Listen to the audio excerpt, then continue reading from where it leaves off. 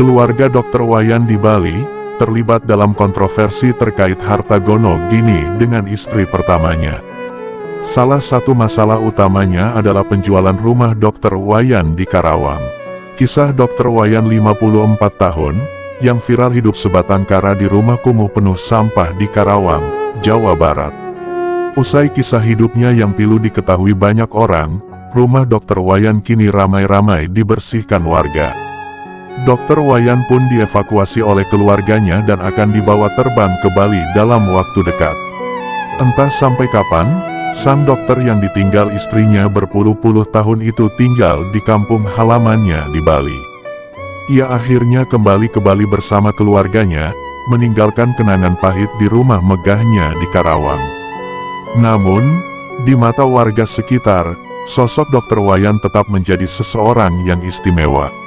Sosok istri pertama Dr. Wayan, Nur Khoiriyah saat ini menjabat sebagai Kepala Puskesmas Klari, Kabupaten Karawang. Dia juga merupakan sosok yang berhasil membawa Puskesmas Klari mendapat berbagai penghargaan. Akhirnya terjawab penyebab Dr. Wayan cerai dengan istri pertamanya. Nur merupakan seorang bidan, awal mula yang membuat keluarga Dr. Wayan berakhir memilukan. Wanita tersebut bernama Nur Khoiriyah atau kerap disapa Bidan Nur. Kini Bidan Nur sudah berkeluarga kembali usai pisah dengan Dr. Wayan. Terungkap sebelum pisah keduanya sempat praktik bersama di rumah mewah yang kini ditempati Dr. Wayan. Sementara itu istri kedua Dr. Wayan disebut-sebut menjadi penyebab dokter baik hati tersebut menjadi seperti saat ini. Ketika Dr. Wayan dan istri pertamanya menikah, mereka memutuskan untuk membeli rumah di Karawang sebagai investasi bersama. Namun, setelah pernikahan mereka berakhir dan mereka bercerai, masalah harta gono gini muncul.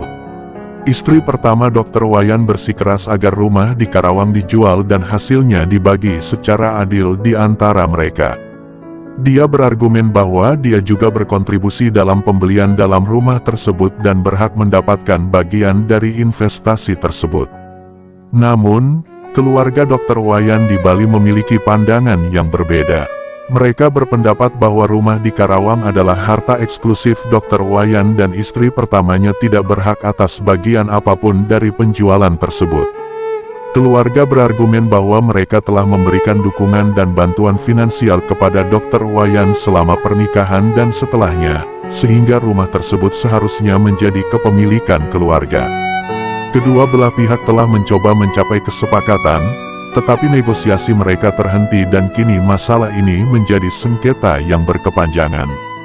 Perselisihan ini telah mencapai titik di mana keluarga Dr. Wayan di Bali memutuskan untuk menjual rumah tersebut tanpa persetujuan istri pertama. Kontroversi ini telah menarik perhatian masyarakat dan menjadi topik hangat di media sosial dan publik. Banyak yang berpendapat bahwa kedua belah pihak harus mencari solusi yang adil dan saling menghormati hak-hak satu sama lain. Sementara itu, proses hukum terus berjalan dan penderitaan terus berlanjut.